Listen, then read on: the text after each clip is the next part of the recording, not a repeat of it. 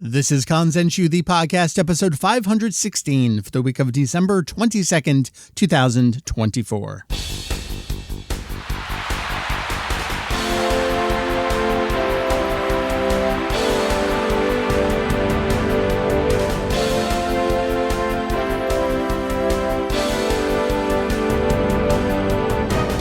Well, hello, and welcome back to Kanzenshuu, the podcast.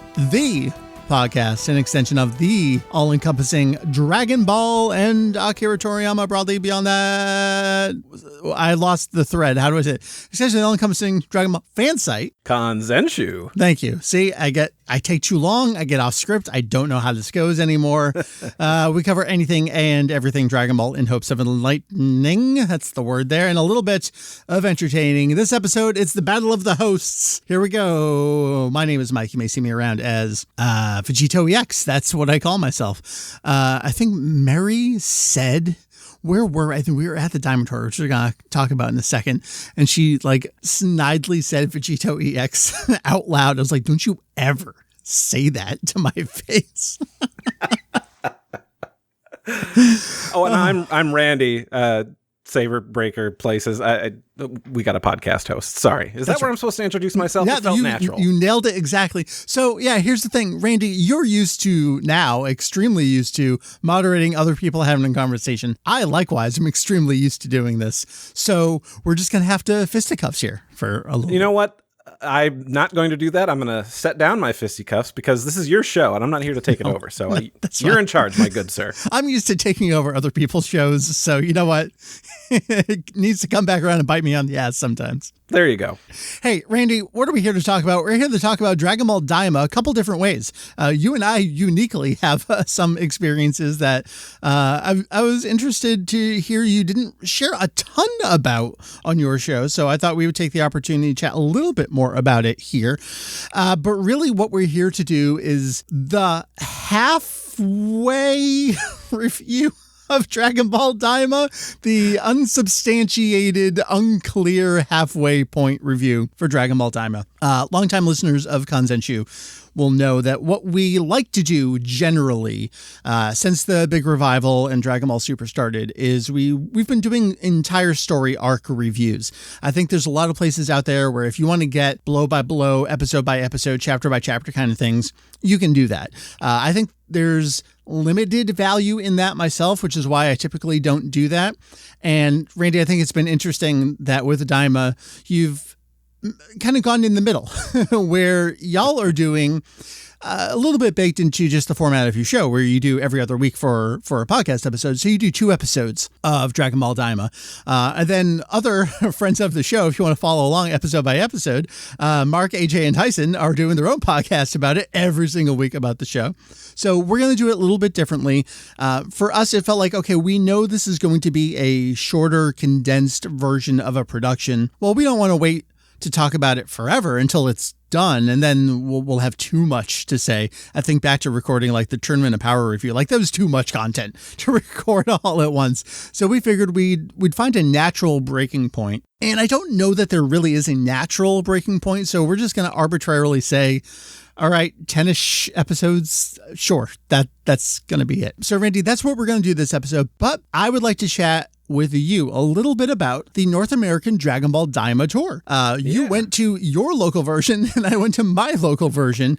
Yours was like over a month ago. When was that? I want to say it was the weekend right after Thanksgiving. So I think it was like about a month-ish. This is a weird thing in that it's not at a convention. It's its own bespoke event at malls across America, but there's only like 3 main stops on it, something like that. Is there one more coming? Yeah, I believe there's one more here towards the end of the year, but I also wanted to correct myself. It wasn't a week after Thanksgiving. I believe it was the week before. Okay. So, a month-ish, it was correct. Yeah, I just didn't want to sound like I was the idiot here. More technically correct, Randy, is, of course, the best kind of correct. So we went to our respective malls. Mine was about an hour north, so it was a unique opportunity to get out for the day, hang out with friend of the site, Albert. So that was good for us. I see, Randy, I go to places and I have to bring people so I don't have to talk to other people people. You're like, no, I'm going to go places and actually speak with people and meet new people. Yours is probably the route that I would encourage people to do. Yeah, it's true. It turned out pretty good. It's hard to do, talk to people you don't know and make friends. But you know what? Hey, sometimes it works. Goku does it all of the time. So yeah, I guess we can aspire to his enlightened outlook on life there. Exactly. So shout out to Mitch if you're listening to this. Just there you go, Mitch. Dude, hey, you're cool. Randy, let's talk a little bit about the setup of the tour, though, because I mean, there's stuff to do. Like I said, it's not at a convention; it's at this mall, so it's kind of like this pop-up expo within a mall. But yeah, like you can go buy figures. They had setups to play Sparking Zero, even though the game's out. But I mean, that makes sense. You want to get people who haven't bought it interested in it. They had like a model kit demonstration section where you could build some of these little things. They had the card game demonstration where people would teach you how to play. Oh, you got your model. Oh, see, you actually did more stuff than I did too. So, well, you had to finish the badge thing. Well, see, that's the thing. I didn't do all that stuff either. So for us, it was at this American Dream new mall up the turnpike for us. But it was this like wild thing where this giant mall, it has theme parks inside and everything. It's crazy. Except it was being built and open during COVID. So like it was kind of empty for years. And now everything's open again.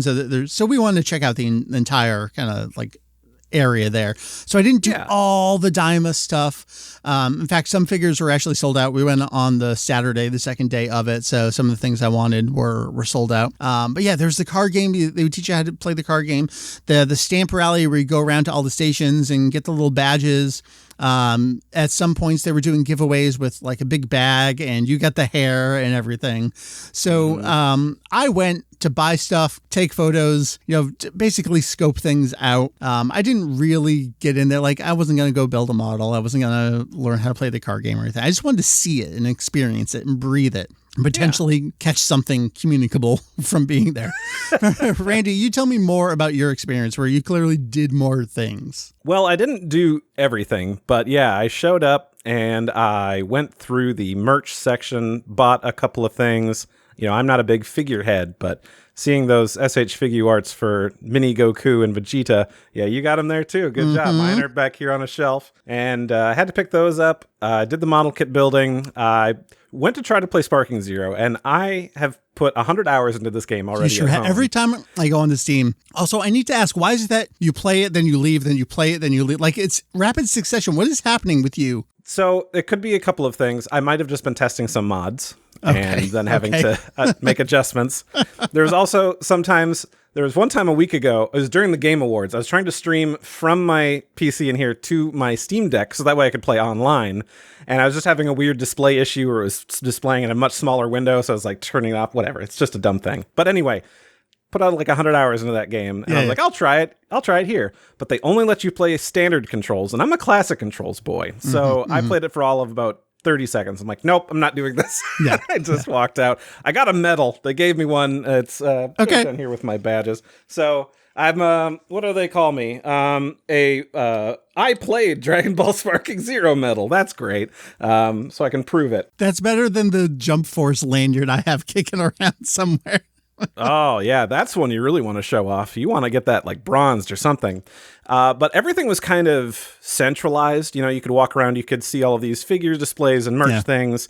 You could have your picture taken with a Toyotaro drawn life-size Goku. That's right. So let's talk about all the photo ops. Did you have like all the standees of everyone there as well? Yeah, the like life-size acrylic standees of like Glorio and Arinsu. And I did take one with Arinsu where I was kind of looking at it like, hey, what's up? And I wanted to send that to friend of the show, Ken, who I know has a thing for Arinsu. So, but I don't think I sent that because I didn't like how that picture turned out, but that was okay. But yeah, there's a whole bunch of other ones. Oh, he's got one. Oh, look at that handsome man next to that wonderful witch. I love we all did this. Yeah. They also had, stand there and charge your key sort of thing where they've got the aura, ride on Kintoon. So there was a lot of different things there. They also had like a mini Goku, and I think it was a Goma, like a 3D statue rather than just the acrylic standee. Yes, that was very cool. What was the demographic landscape for your event? Okay, there was, I'd say, quite a diverse set of people. I mean, I think it was, probably mostly male, but there was definitely women that were there as well. Aged my age and lower. I wouldn't say that there was a lot of people older than me, I guess. So, I'm talking, mid to late 30s here. So in case nobody knows. Young child. It's secret. Wow, yeah, I know. You were the creepy old man that was there. That was the thing. Hey, excuse me. Well, the thing is, at our event, there were a ton of kids. Like that. Yes, there were families, of course. So you got mom, dad, and the kids and stuff, or dad and the kids. And but I thought it was really interesting. I will say I went on a Friday at 10:30 a.m. Okay, so kids are in school for yours. Right. I did see a couple of kids. So some people snuck in or something. So, Okay. Got it. That was the thing that I thought was most interesting, was just the landscape of kids there. And they were into it. They were doing the poses, charging up their key and climbing on Kintone and everything. They had the hold Nyoibo and stand in front of this. And I was going to do it. And then through my head flashed, how many people have touched this today? I can't do this. I'm turning into that guy. Dang, man. You're letting that, the fear rule your life. And that's not what Goku would do. All right. Look, Randy, I live in this basement. I don't go anywhere. That's fair. I get it. I thought it was neat. They had, TVs displaying, playing things. Yeah, you could take photos of the whole bunch of stuff. They had a ton of incredibly stilted, half-translated stuff from the Dragon Ball official site, kind of like plastered alongside walls. Yeah, you mentioned take a photo with the Toyotaro Goku, who certainly tried to draw. God bless him. It was neat. It reminded me a lot of like a mini version of what you would see at Comic-Con, which, no surprise. It's probably the same kind of companies that are putting this on, but. Right. Yeah. And I will say, shame on who is ever running the big screen at mine, because you had motion smoothing on. I mean, you've got, 24 or 30 frame per second video. It's very noticeable. So yeah, good. It was fun seeing Daima at 4K 60 FPS. If I remember, for the YouTube version of the podcast, I did try to take like a single shot walkthrough of the entire area. So I'll try to play that at some point over top of what you're listening to here. But yeah, it was neat. Would recommend, if you can get to whatever this last one is, go check it out. Just real quick on the figures. I wasn't surprised to see the Dragon Stars, which is, a cheaper line than the figure arts. The mini Goku was the cheapest thing there, I think, at $22, and that was sold out. Like that, it was the cheapest thing was sold out, and the most expensive thing was sold out, which real surprise across the board there. Yeah, that Goku, I wanted that big old statue of that, but that was sold out, so that was unfortunate. So I wasn't planning on getting any of the figure arts, but I got the mini Goku and Vegeta because they were there. They're cheap enough, and like, I'm here, I might as well be a consumer for a little bit. A souvenir. Look at it that way. You'll always remember where you got those figures. Exactly, because I didn't stand in line for the giveaways for like the bag and all that stuff. I wasn't gonna do it, and our feet hurt by the end of the day. So I can't do this totally stuff anymore. Fair. So the card game thing was in a separate space than everything else for me. I mean, that might have been a space-related thing. Yeah, everything else was centralized, but the card thing was like, go down this hall into this other rotunda, and you can go and learn the game. And I was like, Oh, that's interesting. No, ours was all just this giant. It seemed like a dedicated space for this kind of stuff in this mall, and they had a ton of space for it. So that was good. But anyway, that's the North American Dragon Ball Daima tour. Recommend. Had a good time. Bought some stuff. Saw some people. And here we are. All right, Randy, let's talk about the rest of the show. We got a couple things I want to remind people. We are halfway reviewing Dragon Ball Daima. You want to stick around to the end of the show. Remind me if I forget. We got a contest. My buddy Rich went to New York Comic Con and brought me back a Dragon Ball Daima shirt that I am going to give away as part of this podcast episode. So, hey, that's cool. Stick around for that, Dragon Ball Daima related. And then afterwards, Randy, I'm going to keep you around a little bit to talk about Dragon Quest III for a brief minute, because who else am I going to talk about it with? So if you're interested in that, that's fair. Stick around later in the show. Let's get into it now. The Dragon Ball Daima halfway review. So Randy, Dragon Ball Daima, I've talked about this a lot. You talk about it every time on the show as well. Dragon Ball Daima, to the best of our knowledge, and we have pretty decent knowledge about it, was intended to be a web series, a net series, something that did not broadcast on traditional television, went perhaps straight to streaming, whether that's Crunchyroll, Amazon Prime over in Japan, Hulu, Disney Plus, that kind of thing, straight to there. At some point along the way, plans shifted. It became an actual broadcast show. It's in its all new time slot, Friday nights in Japan. You got to remember what day it is. At like a little after 11:30 p.m., like 11:40 p.m. All new time slot for Dragon Ball. Very different from how we think of it in the modern era, where Kai into Super aired Saturday mornings alongside One Piece. But if you think about the history, Dragon Ball originally aired Wednesday evenings on TV in Japan, and it went from, funny, Dr. Slump to Dragon Ball to Dragon Ball to Dragon Ball to Dr. Slump to One Piece. One Piece inherited its rough time slot there. And then several years later, One Piece was the thing that got moved from Wednesday night to Saturday mornings. There was a whole shakeup with Fuji TV broadcast and executives and that kind of thing. So like a nighttime slot isn't unheard of for Dragon Ball. It's actually how it originally aired. But 7:30 versus 11:40 it is different. So you can see like, it's on TV, but it's not really on TV. Even all the official sites are like, hey, it's up on Amazon. Go watch it now. Like, that's how they're promoting it. All new story. Completely new story.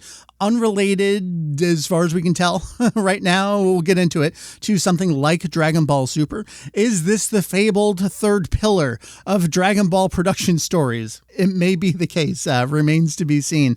Thorough involvement, as far as we've been told, maybe debatable in some ways, from original franchise creator Akira Toriyama. Seemed deeply involved, renamed the series like moments before it was officially debuted.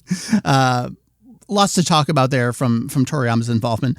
There are other production staff to talk about, and maybe it's worth getting into some of them a little bit later as we have the discussion. But I think up top, it would be remiss not to mention Katsuyoshi Nakatsuru, long time contributor to this franchise, promotional art, animator, character designer, and Nakatsuru has been here for decades.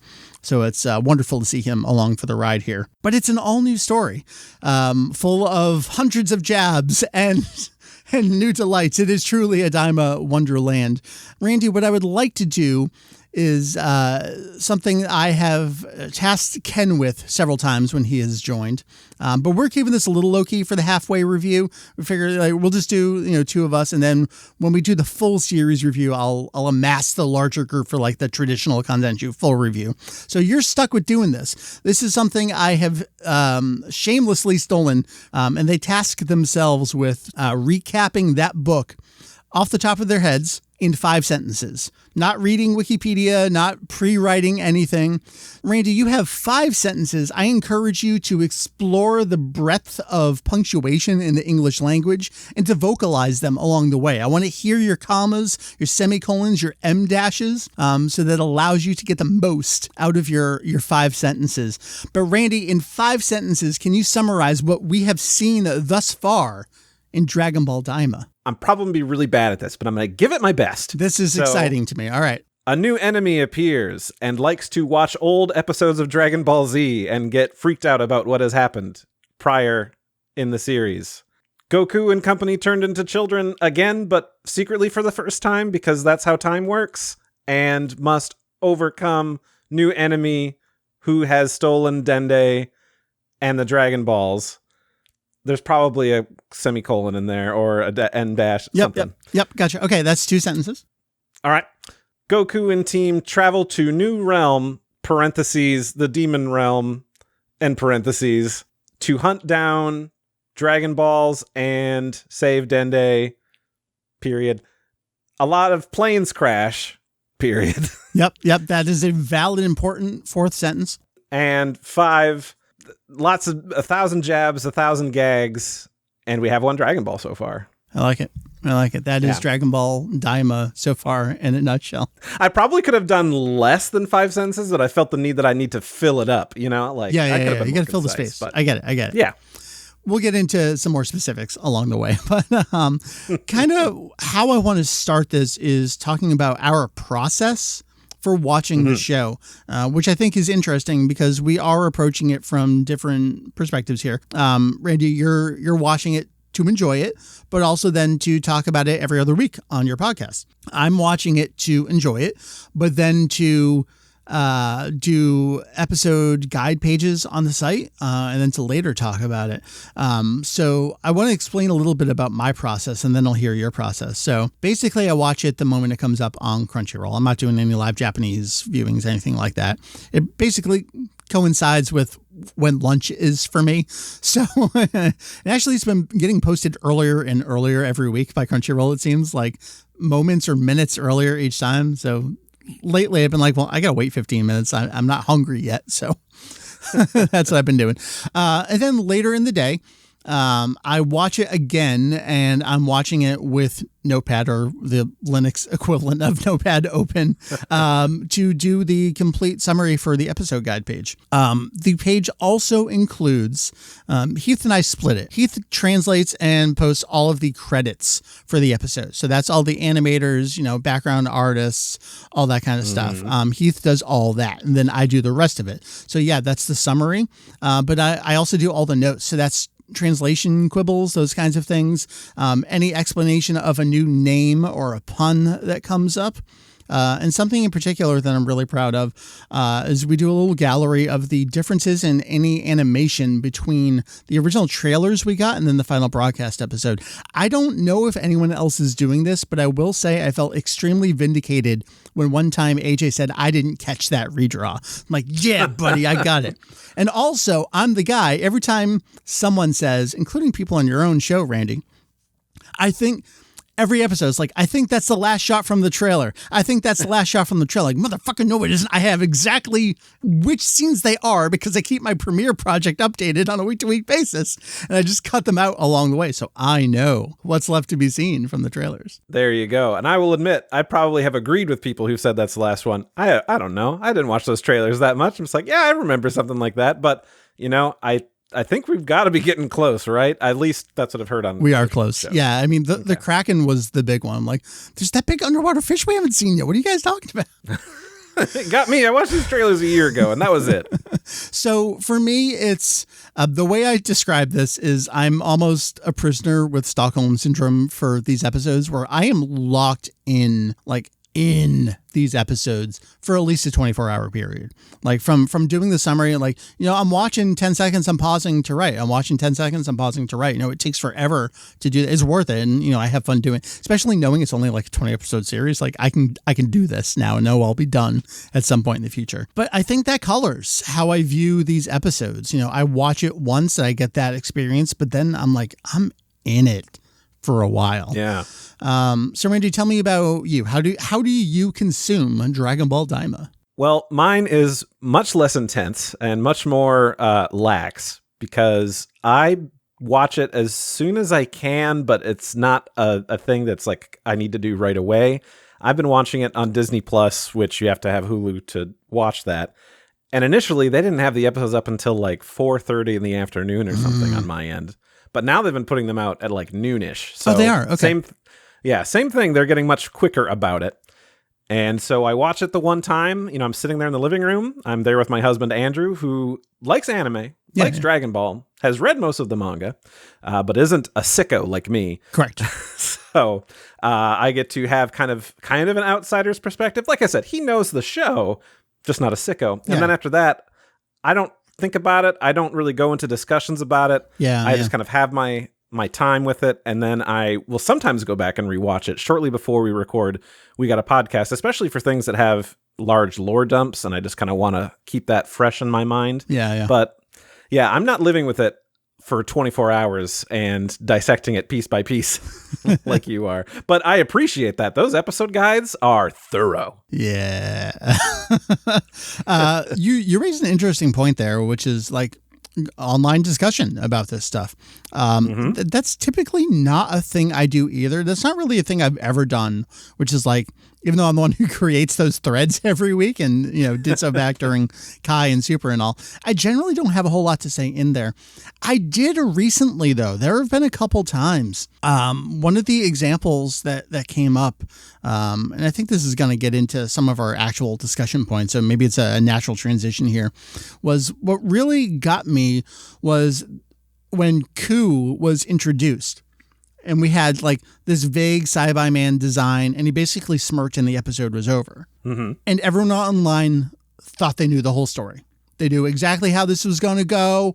This is this design. This isn't imposing. What are you talking about? I can't believe Toriyama's a hack. What's going on here? Failure of a show. I'm like, this dude has been on screen for 10 seconds. Let's wait until next week before we condemn literally everything about this show. And that's coming from a true place of ignorance. I do not keep up with whoever's leaking, spoiling stuff about the show. I have no idea. I don't know if any of this was a part of it. So that was from a true place of, my dudes, let's wait 7 days and see what happens next. I don't say this to pat myself on the back, but a little bit here, I feel vindicated in my caution for what may come from Ku. Ku is best boy, and let's all love and appreciate him. And if you need something from the convenience store, my boy has got you. Yeah, absolutely. I'm kind of there with, not kind of, I'm totally there with you, because it gives me flashbacks of when we would get draft pages of super chapters. Oh my God. And just everybody explodes about it. It's like, everybody's upset or has a certain hot take, and then the actual chapter comes out and it's like, oh, this is entirely different. I'm like, yeah, because context matters. So it's not just that. It reminds me of some stuff specifically. I'm thinking to the Moro arc, and it was when Moro had not Cargo, what Eska. Cargo doesn't exist anymore. When he had him captured, he had like the device on him, and like we were getting what the wishes were, and we didn't know why he was still able to make a wish on those Dragon Balls. Like, Toyotaro's got you. Like, first page, next chapter, explained what that was. Like, you're not going to know everything by the end of every episode. Like, so let's give it a little grace there. That said, I have a lot of shit to say about this show that does not line up with that.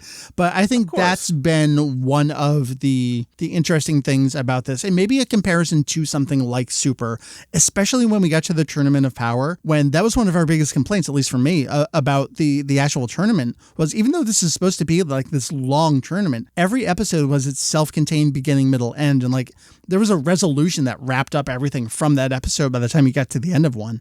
That is not happening here in Daima. No, yeah, it's a continuous story versus that, which was kind of like a monster of the week kind of thing, but obviously strangely fighter of the week, but which I mean, to be honest, like that's what the Dragon Ball manga was. Like, it just abruptly ends. Like, it's not like something resolves itself in any given chapter of Dragon Ball. So I don't know why this is such a hard concept for some people, but the Netflixification of shows, I think, maybe has ruined people's brains. Yeah, so yeah. That's what I think. I saw a lot of conversation too, people talking about, back when we were watching on Toonami, like it wasn't like this. Like, no, you sometimes had 2 episodes in a row, and you also had 5 weekdays where you were able to watch things. Like, you weren't stewing on this for 7 days in a row waiting for the next thing.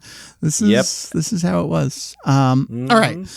So I don't know where that fits into some of my later notes, but it was something I wanted to get off my chest early. I feel like the biggest discussion point about Dragon Ball Daima is the boogie word pacing here. There was a lot to say about it early on. Episode 1 was unique in that it was longer and it set things up, and episode 2 felt like a continuation of that. And there's a lot to say about, hey, maybe it was that originally one larger feature debut for this. Who knows on that? But then as we got into it, it's like, okay, these are actually a little episodic, and its unique story is being resolved. And then that transitions a little bit, and it's a continuous story. But there's a whole lot of like nothing happening on a minute-to-minute basis for a lot of these episodes. Randy, this is something we were talking about. Look, so there's a million ways you can get Dragon Ball Daima content. And if you want the real raw stuff from all of us, you got to tune into Saturday Night Mario Kart. That is the 24 hours fresh off of it, and we're really talking about it. Oh, yeah. Something you and I talked about during one of those nights, the phrase I came up with was that I was enjoying the boredom of Dragon Ball Daima. And I don't know how to articulate that any more than that. So I might just ask you to riff on that for a little bit. Sure. So enjoying the boredom, I think, is just kind of going with the flow and being okay with just spending time with these characters. I had before said like, oh, the Netflixification of shows. The thing is that we condense things down to like 10 episodes and something's got to be happening every episode. And we've kind of like lost the enjoyment of the filler episode. You think back to like classic Sailor Moon, where we have an arc where things happen at the start and then nothing really happens until like maybe one thing in the middle, and then like the last 6 episodes you've got something, but otherwise you're just spending time with characters just doing stuff. And I think that's kind of what the first chunk of episodes kind of was to enjoy, was like, how do we perceive how Goku and Shin feel about Glorio and Pansy as we in this new world that we've got to do some slight world building piece by piece. So I mean, that's kind of what I take it as. Yeah. I think this next point ties in with all of that, because it's extremely frustrating and then loops back around to being funny and then loops back around to being frustrating again. And Mary about like flipped a table a couple episodes ago. She's like, if these dumbasses lose one more plane, I'm out. It's like, oh boy, that is a very real possibility. And sure enough, that's what happens. It really feels like the napkin notes that get extrapolated out to recurring gags that you wouldn't necessarily do if you were a Toriyama. Mm-hmm. Yeah, the repeated thing of a plane basically crashing or getting stolen every single episode it feels like they kind of just wrote themselves into a corner of like, okay, well, the air is too heavy. We can't just fly. So obviously what do you have to do? You have to use a plane. And then you can't just be sitting in a plane for 8 episodes. Like, well, and then we drove somewhere. Yeah. We successfully made our way to the Tamagami. Here we are. Yep. So you got to do something there. And it just kind of gets funny because you keep getting things ruined. And my favorite thing is in the opening, where we have Goku flying on Kintoon, and then we've got these planes that rise out of the clouds. And initially when I saw it, I'm like, ooh, I don't know whose planes these are. It's just theirs. It's each one. It's just the ones that It's all of them.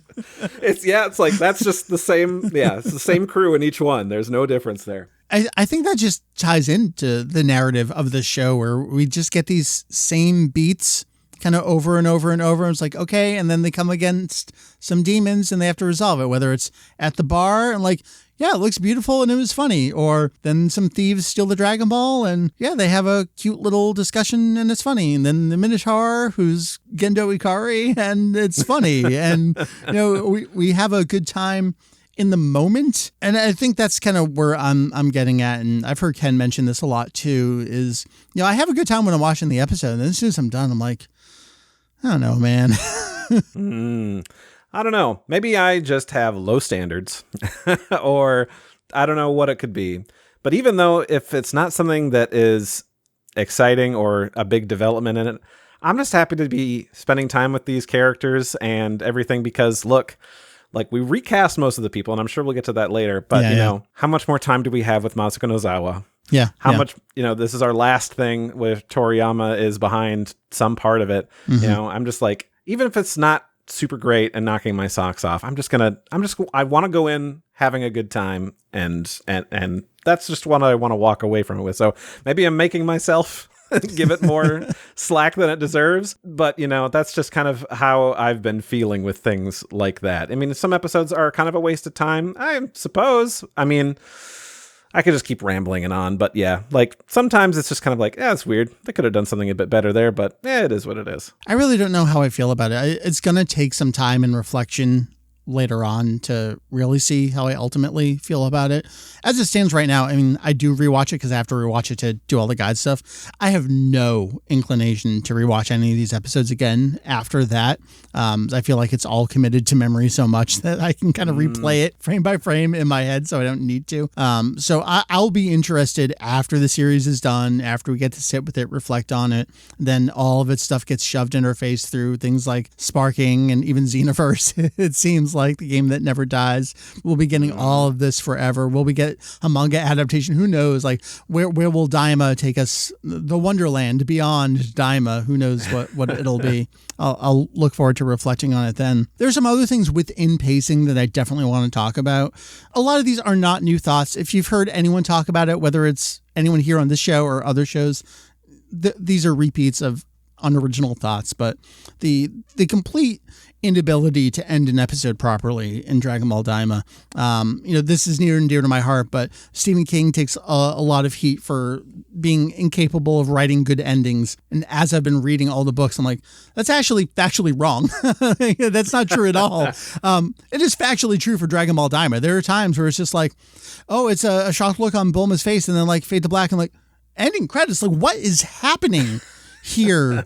Is this just a result of, it was a web show and we had to reorder scenes to fit 22 minutes? Yeah, that's kind of my take from it, especially for some odd editing choices. Like more recently, there was that thing of a flashback to a bar the night beforehand, and it was like an odd, now we'll fade to black and then we'll fade back up. Like, I stood up and nearly walked away. It just such amateur editing.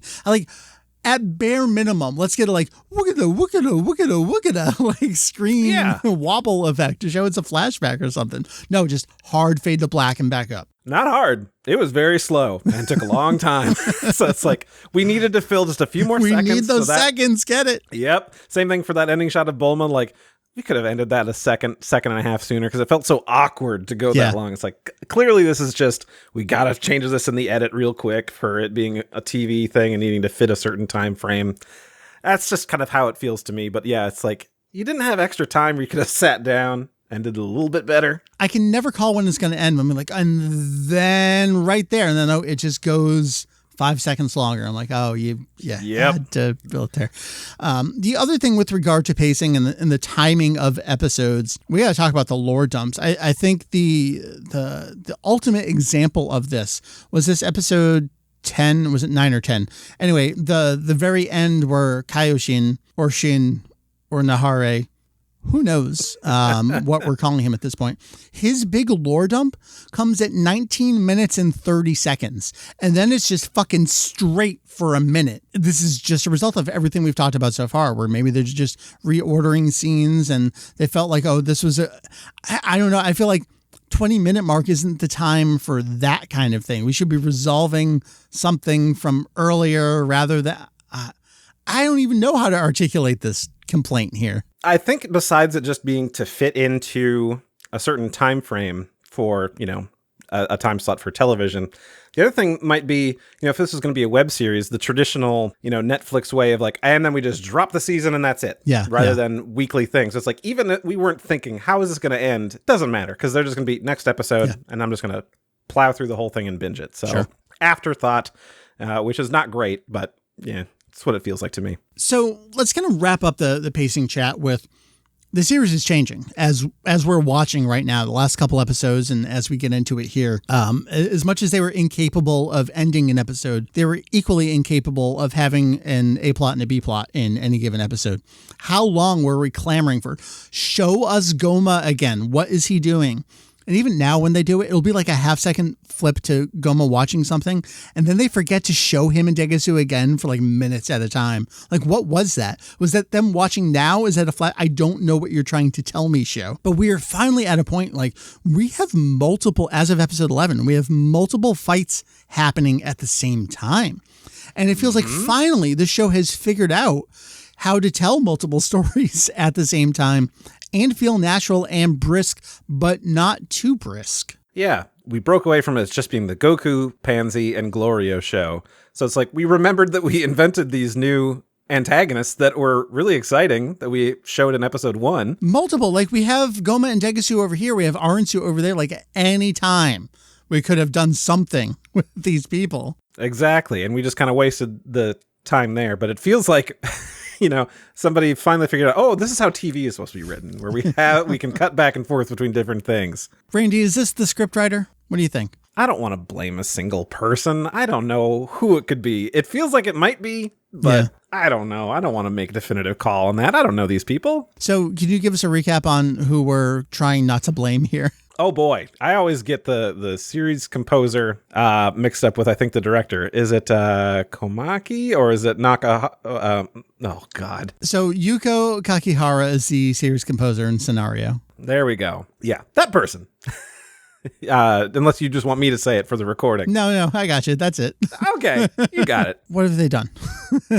that thing that people don't seem to like. It's Digimon Tri, which a lot of people, weren't big fans of. I watched those films, and I didn't have a great feeling about them. They'd also had some pacing issues. I'm not sure if you've ever experienced Digimon, especially the... I have not. Okay. Although I hear the dub of that one movie's got like half my favorite bands in it, so that's very weird. Well, there's 8 kids, and they each have their own Digimon, and they all have transformation sequences and things, and we slowly introduce them again in those movies. And then by movie 4, we got 8 of them. And instead of cutting down those transformations, they're like, no, play the whole thing, like 4 of them back to back in an hour and a half long movie. It's like, we're not doing anything. We're just sitting here watching a transformation sequence we've seen 8 million times. So that and some other issues. But yeah, people are not big fans of their pacing style, I think, when it comes to storytelling. I do want to talk about story. I don't even have story as a bullet on the outline, so maybe I'm going to put it there before we forget to not even mention some of that. But I want to chat about some other things ahead of that. I want to talk about the overall production of the show. I don't want to blame AJ. We should, though. Let's do it. Daga. I think Daima is a beautiful show. I think it's got consistent art from scene to scene. I think Nakatsuru has wonderfully adapted Toriyama's designs. I think overall, I like the new character designs. I think the animation sequences we've got have been stellar. I was just expecting more. Really? Yeah. In terms of art? I don't know what. Like, there are a lot of real cute little flourishes that they didn't need to do. And I recognize those and I want to acknowledge those. Things like Goku jumping into the bush after teleporting. Like, there's so many like little waves and nods, and someone will be doing something in the background that they have no business animating, but they do anyway. Mm-hmm. But coming off of what Dragon Ball Super was and hearing Toriyama's feedback about that production and them going to the trouble of bringing someone like Shintani on to completely redo the look for Dragon Ball Super Broly. And then Super Hero happened, but that was its own, what's the dude's name from Toei, the producer. Oh my God, Mike, you're killing me. Kozo Morishita. The name you're looking for is Kozo Morishita.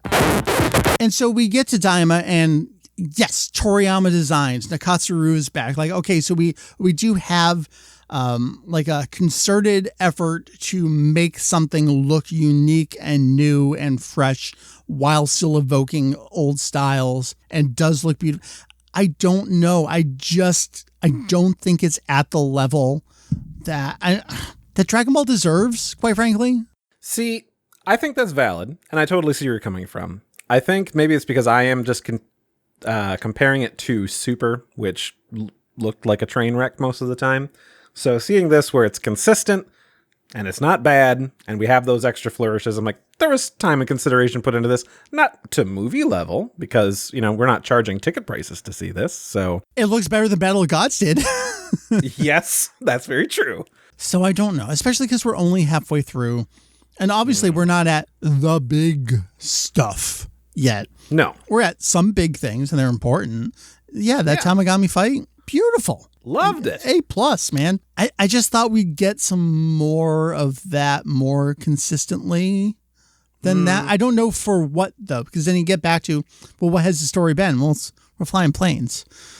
So, right, yeah. So I don't know what I'm going to expect out of that. So I guess the rest of the show has its time to, I don't know, show me what they got up their sleeve for that. Right. They could really blow your socks off in the second half. Yeah. Where they've actually got a whole bunch of stuff happening. But there's been, you know, certain moments, like you said, that first Tamagami fight is A+.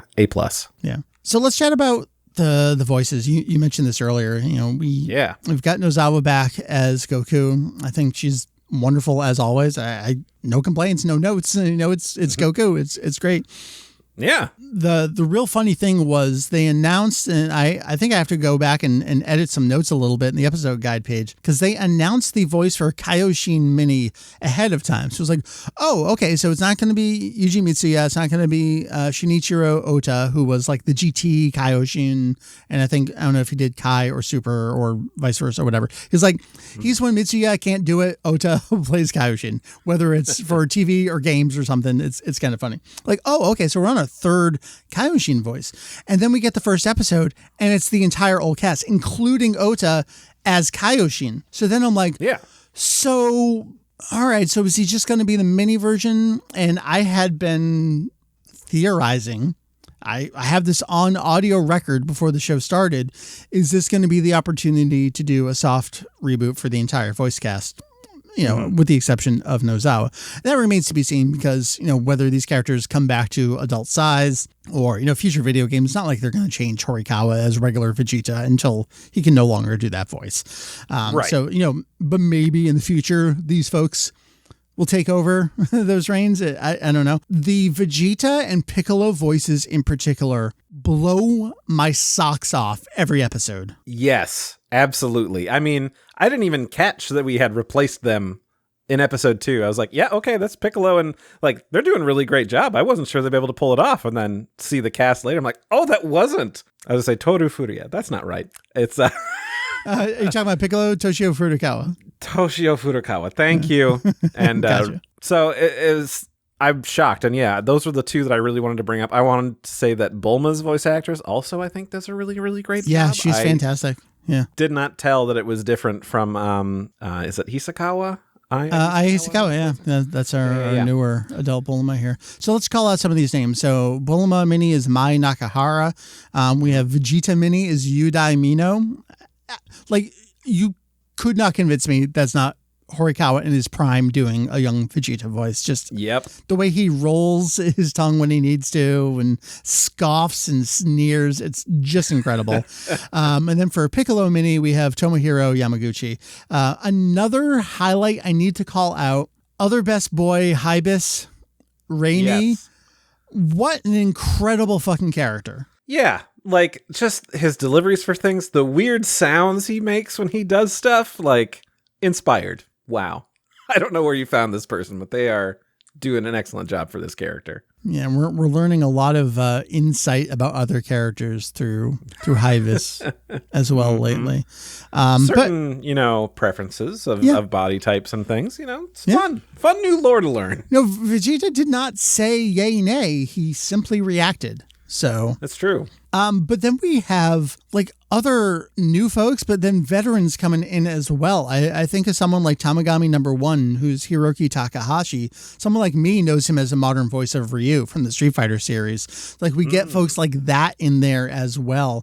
Majin Ku is Tomokazu Seki, is like one of the biggest voice actors in the field. So we have those folks in there. Goma, Shotaro Morikubo, like these people are incredible in these roles. I'm loving everything about the cast so far. I don't think I have a single complaint that I can really think of for everybody. No, there's been no voice I've heard role I've seen that I'm like, oh, that doesn't match up with my expectations. Especially as recent as Ku and Du. These performances are fucking incredible to me. Yeah, absolutely. I hope we hear and see from them more. I mean, I have the odd idea, because like you said, is this going to be a soft reboot? And every time I see these episodes, I think, am I okay if they do just take these roles from here on out? And I'm kind of leaning towards, yeah, I'm okay with that. I mean, obviously I would be sad to be like, well, I'll never hear them playing that again. But at the same time, it's got to change eventually. And if it, it's less shocking when it's like suddenly in between episodes or something. If there's a future series, and we're suddenly, we don't have Furukawa anymore. Here's a new guy just next week. Like, and these folks are younger. It makes sense to get them in here. They would have to adjust their performances to match the adult size. Like they're purposefully going for that like higher pitch version of it. So it's fun. Of course.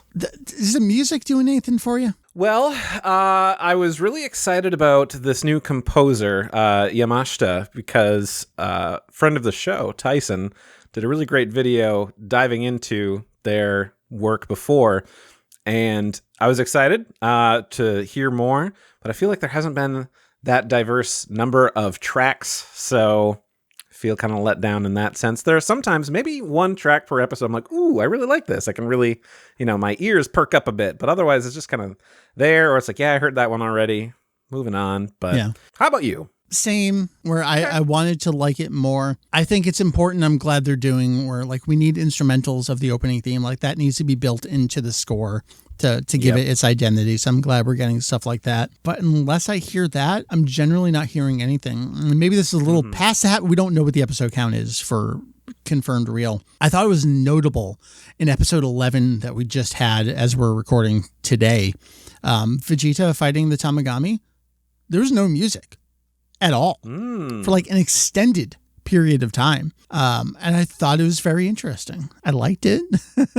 Yeah, I guess I don't see that as a knock because I didn't even notice. I guess I was just too absorbed in the moment to see how this is going to go. But yeah, that is different and odd. Yeah, you'd think you'd have something over that. Just waiting for that. Dun, dun, dun, dun, dun, yes. dun. Well, when you don't have music in there, it's really easy to go in and put that in yourself. So you can do that fun mix, and that'll be a good time for everybody. I wish I had more to say about the music. I don't really want to say anything more beyond that. The opening, ending theme doesn't really do a whole lot for me. The opening is okay. I like that it builds. It's almost somber at first, and then you get into that chorus, and it changes its tone a little bit. I like it. The ending's growing on me a little bit, but I don't know. Yeah. They're fine. When I turn it on, I turn the stereo up real high because I love to hear Jaka-Jan. I'm singing along. I'm having a great time. Nakama, the ending theme. At first I was like, yeah, whatever. But over time I'm like, I really dig it. So I don't know. It's just, maybe it's my own personal taste. I like these kinds of songs. So it tickles me in a special way. And I feel that might be like the opening Jaka-Jan might be in my top 3 for Dragon Ball openings. We got to have a chat, Randy.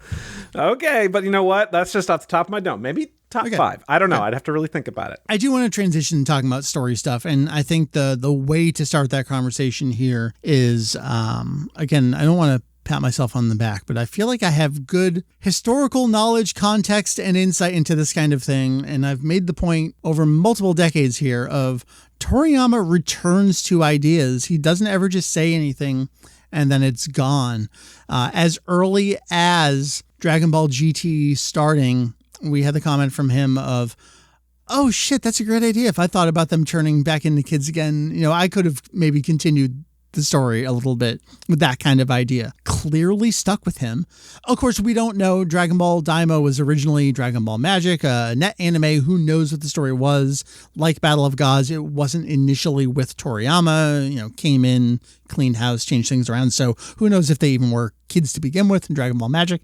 I kind of bet they were. That was probably one of the main things for the series. But Dragon Ball Daima has been super exciting guide the story, especially lately. We're mining in particular one interview, like 2 paragraphs from one interview is basically forming the basis of this 2024 show from this 2009 interview. Before we talk about the larger, broader story as a whole, Randy, your thoughts on Guidebook the show? So here's my take on something like that. I'm not sure if you've ever written a story or talked with people who are creative in that sense, who are, building something or whatever. They might share an idea and then they don't use it yet, or they workshop it over time and like, okay, I built on that or whatever. But they aren't Toriyama, where they're getting interviewed and asked questions and things like this. And you got to provide something. It's like, oh, maybe I'll just throw this out there. And then you kind of turn it over in your head for a while. Sometimes it's a few years, and you either might be like, you know what, that was just a good idea. I'm working with it. Or, you know what, I've taken that, but I'm going to adapt it into this new thing. I've massaged it a bit. So I don't know. That's just kind of my take on it. It's just, yeah, why not? It was my idea from before. Why can't I just use my old idea? The thing I like to say about these interviews, to give them some context too, is like these aren't journalists interview, with the exception of something like the Wired interview, which is an actual journalist from an actual magazine, like pushing Toriyama on questions. The stuff that's published in Psycho Jump, V-Jump, like these are promotional vehicles for the franchise. We don't have someone grilling Toriyama to get to the bottom of which Boo is the strongest. Like that is not the purpose of these questions. So you kind of have two sides of the coin here, where you'll have questions that are clearly there to talk about the thing that is coming up like next month. You think to one of the interviews where he mentioned Gine and is like, and you will see Gine in the bonus chapter, Jocko the Galactic Patrolman. The collected edition comes out next month. Like, that's what that is for. That's building up to talking about that. But then there are other times where he'll drop something here and there. One of the examples I've mentioned several times over is Toriyama in the Scouter Q&A mentioned like, oh yeah, and there's some Scouters that are actually like double eye visors, and they cover. Oh, we ended up seeing that in Resurrection F. Is it that he remembered he said that? Did they tell him to say that because they knew they were working on that? How far? And I'd have to check the dates on that. Right. But then there were some things like we still have some stuff kicking around that hasn't been adapted. Like, it's actually amazing how much we have gotten adapted lately. You think to something like Gevo being adapted into the actual lore lately. Like, that was just guidebook interview stuff. We have things like Mr. Satan's back history and, Tao Pai Pai stuff. Like, that stuff hasn't hit yet. So are those tidbits that they'll continue to mine and be like from the brain of Toriyama still to come here? Yeah, there's just so much that they could go through for things like that. And there was something I was going to say. And then I coughed, and immediately my brain and memory went out the window. There goes that brain cell. I got kind of excited because episode 11 just aired today as we're recording this, and Neba was coming in, and the episode is titled Legend, and I'm like, oh, we getting Namekian Book of Legends stuff here today? Buddy. Yep, let's hear it. Not so much. So not yet. Like, maybe next episode. Not yet. Yeah. So that's kind of where I want to go next is I joked earlier about the third pillar. For those who are too young to remember, when the Nintendo DS was introduced, Nintendo positioned it as not a replacement for the Game Boy family, even though the DS had a GBA slot at the bottom of it to backwards compatible play GBA cards. They were hedging their bets and being like, we have a console, we have our portable Game Boy line, and this is separate over here. Do not be deceived. No, this is a separate thing. Of course, it was always the intent for the DS to take over the Game Boy line of families. That was the third pillar of Nintendo. So I joke about that here because whether you call them sequels, they're all, well, GT is the only one that's a legitimate sequel here. Whether it is GT or Super as an integral or Daima as an integral, there's basically three distinct, let's just call them continuations of the story, acknowledging, yes, that two of them actually happened before the 28th Budokai. So be it. And we are growing increasingly incompatible with Super, even when we see Gowasu and company on screen in one of the recent episodes. I'm all for fuck it. Just tell the story you want to tell. Who cares about trying to make it fit? We had movies back in the day that were on purpose incompatible with the canon story. I'm okay with that. Maybe there's just something different about today's audience. I don't know. I mean, every person is different, so it's impossible to paint everyone with broad strokes here. I say fuck it. Tell the story. Don't make anything fit. Where do you land? I'm 50-50. I would like to see things tied in and whatever they have to do, hand waving or magic wishes to make things work out so that stuff that is different in Super that takes place shortly after this still mixes in. I'm also in your camp of like, yeah, just do what you want to do and who cares? Just have fun. Whatever hits you at the moment, go for it. Even if it screws up something that you've done before, whatever. It's fun either way. I think, again, not wanting to paint people with broad stroke brushes here or whatever the actual phrase is that I couldn't think of. Yeah, idioms are a hell of a drug. Sure. Yep. It's kind of like the whole thing of like, oh, is this going to be canon to this story? Because if so, we're going to watch it. And if not, we're not gonna.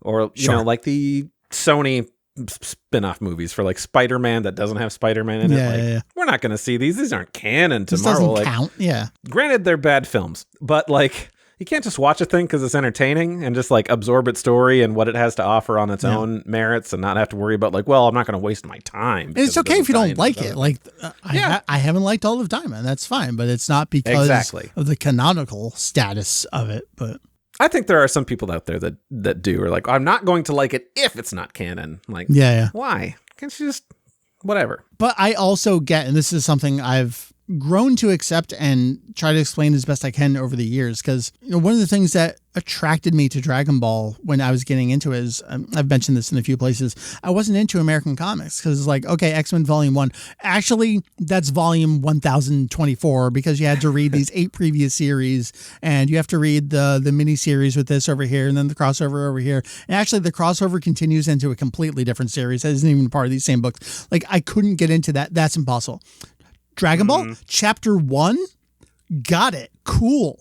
And then the series is over and that's it. Okay, and there's a sequel series. Like, that's fine. Okay, and we acknowledge that these movies are what they are. They just happen and they're just fun little, like, and that was the extent of it. And I could deal with that. I could accept that. Basically, everyone understood that. And there were still all the same conversations. I love sharing these posts from Usenet from, like, guess the year of someone talking about the authenticity of V-Jump. Is it 1997 or 2024? Like, who could say? So those conversations have always taken part. But, like, I get it when you look at Dragon Ball now and it's like, okay, yeah, there's the original series and then it splits into these different directions.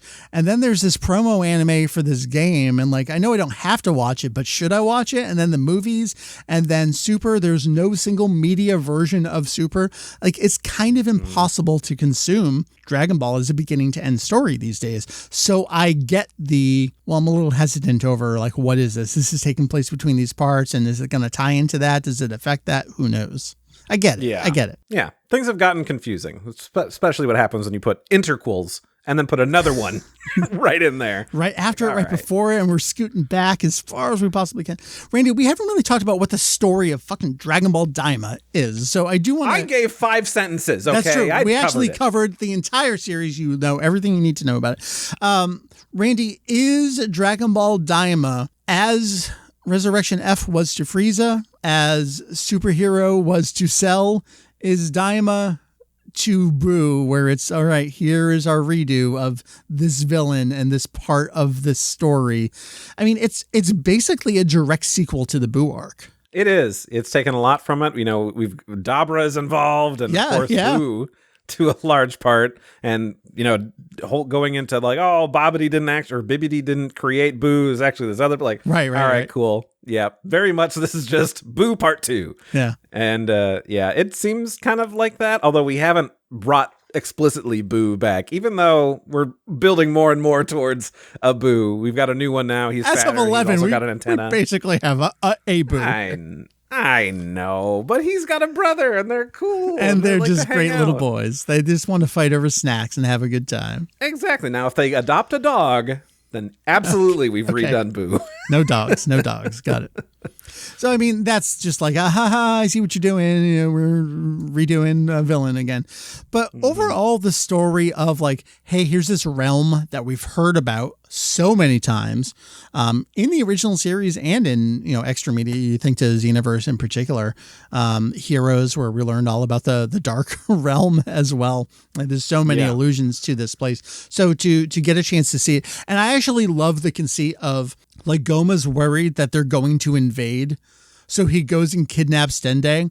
They never knew about this place in the first place and never would have come here had Goma not done that. That is a Toriyama writing decision that I absolutely love. Like, you could have avoided all of this. You were fine. You already ruled the demon world. You're good, buddy. So I love that part of it. So to see this side of the world, there's been, again, not an original thought, but everyone talking about, is Aransu and Glorio, like Toriyama redoing Mira and Toa, or Toa and Mira, respectively, that direction, even though Toriyama is the one who created and designed them originally in the online realm of things.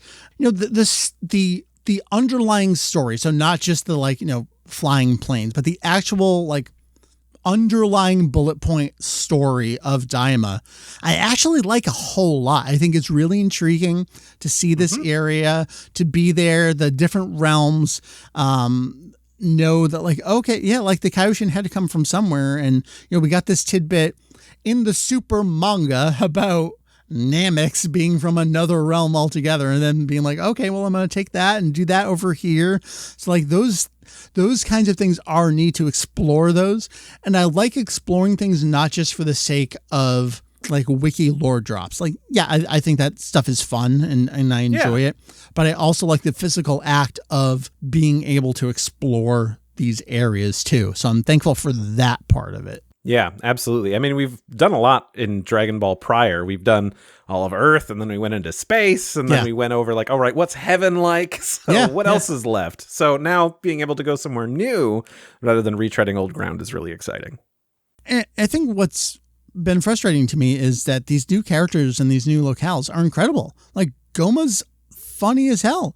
Degasu, I want to know what he's up to. Like, is he actually just there to pander to Goma, or does he have something else going on as well? We saw him talking on the phone that one time. It's like, oh, I think he's just talking to the military police, but like, oh, is there something else actually happening there? And to know that Glorio has some connection to Aranzu, like, I'm looking forward to exploring that. Like, I'm intrigued by all of these things and these characters, and Glorio's not that interesting yet, and I'm hoping we get something more out of that. But overall, like, these are cool characters. Like, Pansy's cool. Her dad's cool. Hybis is incredible. Yeah. We've come up with a really great new cast that, for the most part, are really great. Glorio, there's stuff left to be desired, but who knows? We're not at the end yet. There could be something. It'd be nice if there was more at the beginning to endear us to him. But, I mean, overall, the things that Daima has to offer in terms of its story and its characters, I think there's a wealth of stuff there.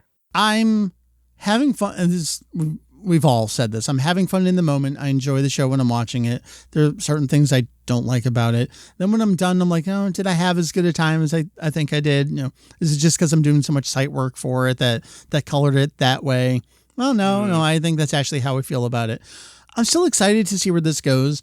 Just knowing this is such a unique production, I can't help but be smitten by it a little bit. Yeah, this is the first time that there's been something that they have planned ahead, start to finish, versus Toriyama flying by the seat of his pants, and his editor being like, no, you got to change that, make this, this has to be a new bad guy or whatever, So it's new and exciting, and even though some episodes you're not feeling that, oh, this isn't exactly what I was expecting, I was kind of hoping for a bit more.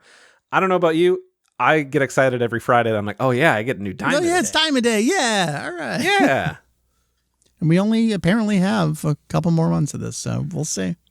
Right. Can we just hope that this is just arc 1 and they're going to do a lot more, and then like every year or two we get, little 10, 20 episodes here and there? Well, Randy, the nice thing is that we'll be revisiting this content again, you and I, when we play it in Kakarot.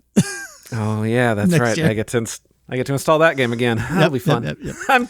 I make it sound bad. I have a good time. I like video games. Like Daima, I have a decent enough time when I'm playing Kakarot, and then it's over. I'm like, did I have as good of a time as I think I did? I don't know.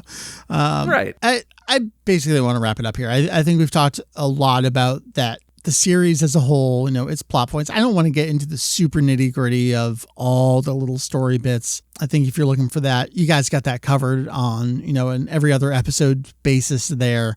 I encourage folks to check that out over on We Got a Podcast. And we'll be back again at the end of the series to talk about the series as a whole and reflect on it. The one last thing I do want to mention with regard to Daima, which colors all of what we just talked about, is how different its marketing has been. Because I know there are a lot of complaints about like, oh, I don't even know this show is happening. Why aren't they telling me that I should like the show? Like, that's a separate conversation, and that's a kids get off my lawn kind of thing. You don't know what you're talking about. What I want to talk about is right now, as the series is airing, there are no previews or upcoming episode listings in things like the magazine Animedia. This is different from literally every other Dragon Ball series that has ever aired. From the original series to Z to GT to Kai and into Super, we would get every month, here's a list of upcoming episode, at least tentative titles. Sometimes those titles would change, and we might get a summary for one, maybe even all 4 of them. So I started picking up Animedia in the lead up and the launch to Daima. So I have like the issue right before it aired, and then I bought 2 more issues, and then I stopped buying them because there is no presence for this series in there. So we never know what is even the title for next week's episode until the episode ends and we get that tease of it. That's been so different from Think About Super, where it was, we know what episode summary is going to be, we have two versions of Super being produced at the same time. So at least earlier on, it was like, oh, this is ahead of it a little bit, and then this jumped ahead, and then this caught back up again, then this jumped way further ahead. So we were able to compare and almost know what the story was going to be before it happened. We do not have that in Daima. That's so strange. I did not know about that tidbit. Because, yeah, that's weird. Is there a reason that you can find, like, why they would do this? Because this was produced with plenty of time ahead. Yeah, they know what the episodes are going to be. I think it's just a deliberate decision to do that. And it's not a Fuji TV thing. One Piece is currently doing its like re-edited Fishman Island stuff. Those episode listings are in Animedia, so it's not like there's a Fuji TV blacklist or anything like that. They don't list every show ever, but it's notable that Daima is not included there. We haven't gotten any special features that I know about Daima. Like as Super was airing, sometimes there'd be like, oh, here's 2 splash pages, and Yamamuro did some like key art for it, and here's a little interview or something. Haven't seen anything like that for Daima. Huh. Jeez, that's super weird. I think that just colors our collective viewing experience of the show compared to something like Super, where, you know, we knew some tidbits ahead of time. Right. Yeah, absolutely. I mean, granted, it's, you know, on the Western side of things, but we also didn't know what the deal was with the dub. They were like, we're going to show the first 3 episodes in series. Yeah. Like, okay, and then what?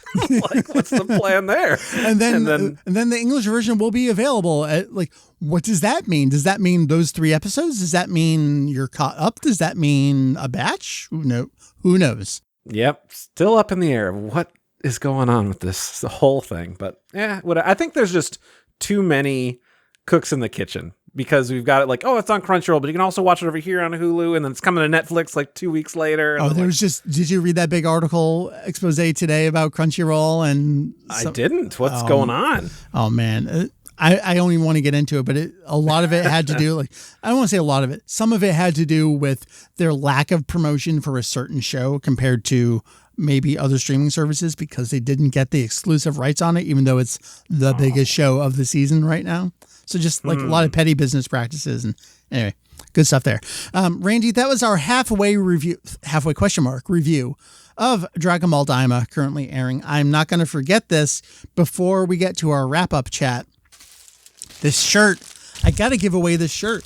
This is a New York Comic-Con 2024 exclusive shirt with the big key art from Dragon Ball Daima, the first version of it, so it doesn't have Goma and Degasu like peeking over the edge. Oh, Randy's got that version there. Yeah, this is just the big bag. The first version there, with Goku and Kaioshin riding the dragon over top the 3 different areas here. It's still in its bag, so actually, can I reach in and see? I might be able to. I don't know what size the shirt is. Maybe you should put it on. Well, people want it more. Pre-worn by Mike Labrie. Let's get those subs, everybody. There's no tag on this, so okay. I'm incapable of knowing how big this is, because I don't want to take it out of its packaging and ruin it for you. Let's assume it's like a large. Who knows? Who could say? Right. I'm going to give this shirt away, though, and probably some other random crap in my basement that I don't want here anymore. As past contest winners can attest, you don't know what you're going to get in the package when Mike Labrie sends you something in the mail. So here's what we're going to do. We have joined the Blue Sky community. We want you all there too. Get off Twitter. Come join us on Blue Sky. It's the place to be. It's a delightful place. We're having a wonderful time. Nice people, nice conversations. So I'm going to do the most basic of contest kind of entries on this. I'm going to have a specific tweet. It may be for this podcast. Let's say it's going to be the release tweet of this podcast episode. If you both like and repost that tweet, and you have to be following us. So it's kind of like a 3-thing deal there. Got to be following, got to like it, got to repost it. That's going to be your contest entry for getting this. And we'll run that get your entries in by December 31st at 11:59 p.m. Eastern time. Let's just go with that. You got to get it in by New Year's. That's when you got to do it. And I'll give the shirt and some other stuff away. Can I interest you in an old Psycho Jump?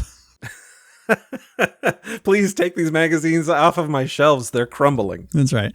We'll do reminders about this, but there you go. Yeah, we'll give away a shirt and some other stuff. I got all sorts of things laying around here. Randy, we've been going for a while. I appreciate you taking the time. I always have a wonderful time chatting with you, and will I chat with you tomorrow night as well? You absolutely will. Okay. I'll be there to harass you while playing Mario Kart. Okay, wonderful. In the meantime, before I let you go, and this may be of interest to some listeners, as we're chatting right now, it's been a hell of a Dragon Quest year. We got Dragon Quest Monsters, The Dark Prince. It's actually just called Dragon Quest Monsters 3. It's a numeral sequel in Japan. That came out earlier this year on PC, even though it was previously out on Switch. And then the big release at the end of the year, we had Dragon Quest 3, the HD 2D remake of Dragon Quest. Randy, you just wrapped up Dragon Quest 3. I did as well. Randy, what's your quick history with the Dragon Quest game franchise? Oh, well, this is the first time I've ever beaten one. My first one that I ever actually really jumped into was with 8. I had picked that up and played a good chunk of it. I had done the same thing with 11, and then I never finished them. Mm-hmm. So 3, I had resolved, I'm going to play this one, gosh darn it, from beginning to end. They made it real easy for me with a very easy difficulty mode. Yeah, they sure did. The you can't die mode.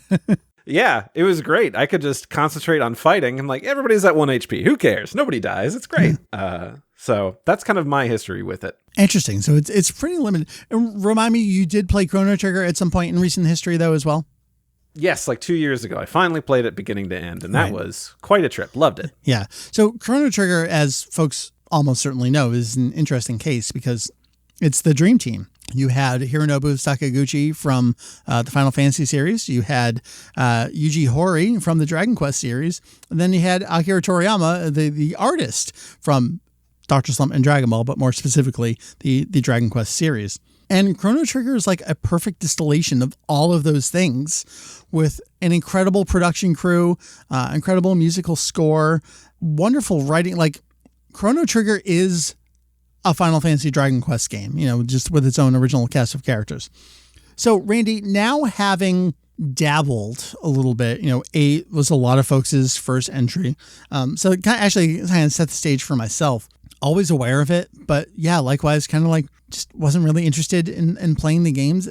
Strange, because like I probably should have from a much earlier time played these games. Oh my God, Mike, you screwed up your Dragon Quest history so bad that I felt the need to re-record this for you. So I believe I started with Dragon Quest 8 on the PS2, a little bit removed from its original release, but not too far. And then I went forward and backward. I went to Dragon Quest 9 on DS. And then I think 4, 5, 6 came out on DS. I've owned 6 since release. I don't think I've actually ever played that one. At some point along the way, I dipped into spin-offs and some fan translation stuff too. So I played Dragon Quest Monsters Joker. I think it's the second game on DS. I've owned the first Dragon Quest Monsters on Game Boy for many, many years. I think I put a little bit of time into that, but I didn't play that in full until its full remake on the 3DS. At some point along the way in there, I also went back and played the first Dragon Quest in full. Everyone my age owns Dragon Warrior on NES. Look that up if you don't know why. But I didn't play that in full until a few years ago, when I played a fan translation of the Super Famicom remake of that version of the game. Of course, I played Dragon Quest XI on release on PS4. I do own the Japanese 3DS release, and I wish I could play that version in full. I can't remember if I talk about this or will talk about this or deleted this, but that's in there somewhere. I played some other spin-offs along the way too. Played the first Builders. There's a Theater Rhythm for Dragon Quest on 3DS in Japan. Have that as well. So I've kind of dabbled and have played the majority of the mainline games. 3 I dabbled in here and there, but this was, again, my first time playing it through in full to the actual end of the game. That kind of takes me to 3. 3 is a game that I have started on at least 3 different platforms. I've started the Super Famicom version. I've started the Game Boy Color version a lot. And then I started it on mobile several times. And each time I would get like a little bit further into it, but I actually never finished Dragon Quest 3. So like you in many ways, this was like, okay, I'm going to play through the entirety of this game. Friend of the site, Ian Cypher, he's a Dragon Quest 3 super fan, like the mechanics of that game through and through. He loves that game, and I totally get it. So Randy, your take on Dragon Quest 3, knowing that it's a remake of a remake of a remake of a Famicom game.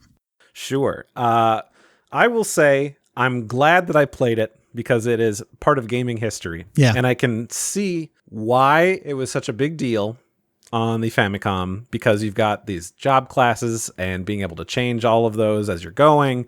And, certainly I think a intricate story for a Famicom game. Yeah. And it was, it's good to experience history. I am not super jazzed about playing the 1 and 2 HD remake after this. I was like, okay, I got my taste. That's okay. I enjoy 11 more. Oh, I forgot about 11. I did play 11 when that came. I played that at launch, the original non-definitive version. I forgot to mention that one. Yeah, I played a little bit of the non-definitive version on PS4 and then the S. I also have the Japanese exclusive 3DS version. I don't think folks remember that game came out 2 distinct versions of that game.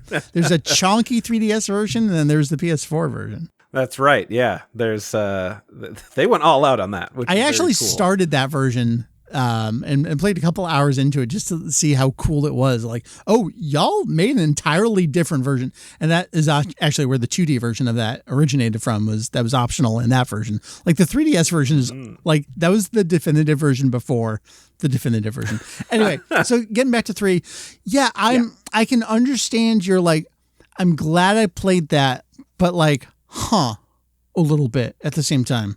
Right. And I appreciate it as a way of keeping history alive, of like, okay, we're going to take this game and we're just going to put it on a modern platform and we're going to make it look all right. There's going to be quality of life improvements. That's great. Yeah. But like, it is still just a Famicom game. And unfortunately, I didn't experience a lot of those games. I played a lot of that growing up, but it was mostly like Mega Man titles and Mario and things like that. So like, I'm a man in 2024. I have more expectations and I want more out of games, but I'm glad I experienced it. I'd much rather prefer playing more modern titles like 11 over it. Yeah. I have a couple routes I want to go with that. One is, I think some of what you're experiencing, and also I experienced, is that they remade the game. They did a lot of changes that I'm not sure were necessarily the right changes. Like there's a lot of good quality of life stuff. Real funny thing is that Zoom is free to cast, but you can also just cast it inside now. You used to hit your head on the ceiling if you cast it inside. But there's also an evac spell that you don't need anymore because Zoom is free to use anywhere. So like there's little balancing things like that. There's also a lot more, I think, status versions and like new items for statuses than there used to be in the original version, which are taken from later versions and like ported back into this. And also the world is just like spread out more from how it originally was on Famicom and Super Famicom and Game Boy Color. So it just like, it takes longer to do things. Like the fights were taking way too long for what they were. Oh, yeah, really. See, I had everything set to like ultra speed, like just go for it, get through it, because I know that it was take a long you time. have to put the battle speed at its fastest setting for it to be even remotely playable. I could not believe how slow it was at first. Yeah, I will say, people love Dragon Quest games, and time's different now, and I'm still going to hold a grudge against people for the past 10 years. People hated Final Fantasy 13 when it came out, and people have changed their minds. When I'm playing Dragon Quest 3, I'm like, I think this is just Final Fantasy 13, guys, because you get to select, okay, this character is going to do this, like focus on healing, you focus on like tagging this person. I'm like, this is just the paradigm system from 13. Well, that stuff is newer to the franchise, of course, as well. So, but yes, that's very fair. So, did you get what was happening when you went down below? In that, like, what happened to a certain character and how things are going to go there? Or how do you mean? The land that you arrived at when you traveled down the thing. Yeah. Mm-hmm. Do you know what that is? It's the world under. It's the underworld. Is this a larger Dragon Quest thing? Like, this is where 11 or 8 took place or something? I don't know. I refuse to elaborate further on the grounds it may spoil. Okay. Well, unfortunately then, I guess I don't. I know that this that it was Dragon Quest 1, 2, and 3 released, but actually 3 happens before 1 and 2. And that's like a broadly known as spoilers, not like it's kind of a word for it. I mean, they said it themselves as they were putting these games out. So like you kind of can't avoid it. Okay. Right. Yeah, another thing you were talking about was, hey, I played 11 and like, oh yeah, we're collecting orbs again. And like, okay, yeah. But, I mean, that's just a conceit of game design from the eras. Like, let's get the MacGuffins. But they were the exact same. It was get these colored orbs. Like, what are they? I don't know. They're magic and they'll solve a problem. Like, okay, I'm not going to bother elaborating further. Yeah, fine. So I guess now having played this and dabbled in some of the later ones, I consider 8 a later one, even though 8 is what, fucking 27 years old now. 20 years old, yeah. Ow. What are your feelings on Dragon Quest 12? And that's another unique one where Sugiyama's gone, hooray. But now Toriyama's gone as well. But also, probably all of Toriyama's work was done a long time ago for this game. True. You know, in terms of posthumous stuff we can expect from Toriyama, you know, protagonist from Dragon Quest 12 is almost certainly one of those things that we're going to get. Yeah. What are your thoughts on Dragon Quest 12? I'll be excited to see how they handle it because, I mean, it's been a long-running franchise, and like you said, we've got people that we're missing. I know that you have also listened to another podcast, the Insert Credit podcast, where they, you know, exclusively talk about video games, and I think they had brought this up a few months ago. Oh, yeah. And one of them had said, like, you gotta just, like, change it all up, have, like, Eiichiro Oda now doing character designs. You gotta have this other person doing music, like, just change the whole thing, but have it be, like, here's, like, 3 people that are really known in their field for what they're doing, and just see where it goes from there. I mean, that could be interesting, but... You know, really, Mike, I've got so many other Dragon Quest games that I could be playing. I don't have time to think about 12. I got to go back and finish 11. Maybe I should start 8 again. You know, there's a whole bunch of different options. I would like you to finish 11 and then have another conversation with you. Okay. I can try and do that. Granted, I'm in the middle of Fantasian, which is another one of the... Oh, I know. Dude, there are so many games to play. I mean, tune in Saturday nights for... Mike and Randy talking about the games they've been playing. So. Very true. Is there anything else you want to say about it? I really appreciate the opportunity to chat about this because I have no one else to talk about Dragon Quest with. No problem. I don't know. Like I said, I'm not jazzed. I'm not going to be picking up Dragon Quest 1 and 2 2D HD remake day one, probably. Yeah. Okay. But I'll get it and I'll play it sometime. It's very nice because, you know, on easy difficulty, I could just sail through and take in the sights. For what it's worth, Dragon Quest 1 is like a 10-hour game too. So Right. Well, I was told that 3 was going to be short. It's going to be like, 15 hours, and I ended up playing like 28. So yeah, I did 40 in it, man. But I spent a lot of time. Like, I got my second Sage, and like I grinded folks up to ridiculous levels. Like, I want this spell. I want this spell. It was also my podcast game. So I did a lot of just like, I'm just going to sit, pour a bourbon and listen to a podcast and play Dragon Quest because I'm over 40 and this is what you do. So again, thank you. Randy, folks can listen to more of you at the We Just Podded show. Well, currently we got a podcast. Oh, okay. Dragon Ball from A to Z. Yeah, you see what we did there? Yeah. We do it every other week, and it's me and Ken and Doug, and we have a grand old time, currently mostly talking about Daima. So if you didn't get enough of that now, you definitely have more to do. I mean, we have a ton of episodes. You can go back. We suffered all the way through GT. That's not true. We had a good time for a good chunk of it, watching through GT and a whole bunch of other stuff. So check that out. It's a lot of fun. I work with 2 of the best dudes ever, so it's a good time. You got it. All friends of the show and all voices from the show as well. And Mario Kart. You'll see them there too. Yep. Saturday nights, twitch.tv/VegettoEX. You can come hang out and watch us play Mario Kart as we razz each other. I'm just trying to look at the schedule. We definitely got tomorrow, so this has already happened by the time you hear to it. So, I don't know, go check out the VOD if you want to check that out. I'm unsure on the 28th, so remains to be seen. So stay tuned, folks. Keep your eyes on Blue Sky. We'll announce it. Blue Sky. Not me. On Blue Sky, Kanzenshuu.com. So appreciative to everyone. Like Randy, speaking of razzing, you were razzing me for not setting the domain as the handle there. I wouldn't say razzing. You kindly suggested that I do it. And then was it Ken that brought up like, oh, actually they changed it so it reserves your old handle now, like automatically. So there was a good opportunity to finally do that. So appreciate that. So Kanzenshuu.com on Blue Sky. Otherwise, we're all there. I would encourage you to follow Vegito EX at Blue Sky. I would encourage you to follow Saber Breaker. Did we determine if there's an underscore or not in there? Off the top of my head, no, but I don't think there is one because I took the opportunity to excise it if I can. So wonderful. All right. Yeah. So follow along over there. We'd love to chat with you there. Boy, I'm sorry I held you as long as possible. You are my prisoner, and now you have Kanzenshuu Stockholm Syndrome. So this is your favorite place to be, and I am your favorite person. And as soon as you're done recording, you'll be like, wait, did I actually enjoy my time on that show? That's not true. I always have a great time with you, Mike, and it's a pleasure to be here and an honor. Thank you. All right. Well, there's three of those W's, Kanzenshuu.com. That is KANZENSHUU.com. That is Kanzenshuu.com. Don't forget about the podcast. So follow, like, retweet, post, whatever it is, on Blue Sky, on the post there. Check out the episode guide for Daima. I have tons of people who are avid visitors of the site that don't realize that each individual episode guide page for Daima has name breakdowns and animation stuff. Like, it's all there. Anything you want to know about the episode or the names or anything like that. I still have to finish the episode 11 summary. We'll see if I do that tonight. So you did episode 10 because when I was recording We Got a Pod this week, I'm like, there's no episode 10 guide up yet. Dang it. So I did. Actually, it was like mostly done. I just hadn't gotten around to, I think oh no, I had some of those translation questions, and Zenpai finally got through all that stuff. I posted before then anyway. Go check out the episode guide page, Kanzenshuu.com.